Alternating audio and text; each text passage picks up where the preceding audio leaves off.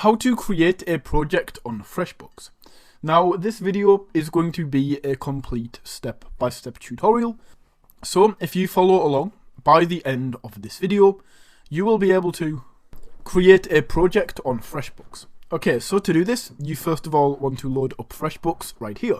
And once this is loaded up, all you need to do is go to this menu on the left-hand side and click into the projects section.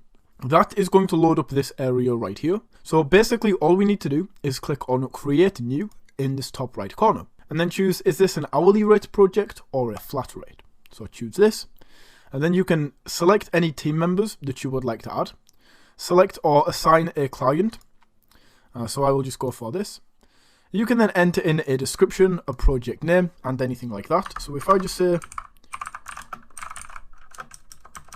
YouTube video, and I will be charging, let's say $50 for this video.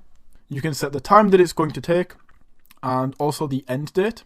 And then just like that, all you need to do from here is click on save. And just like that, you can see this has now been created, and that is how you can create a project on FreshBooks.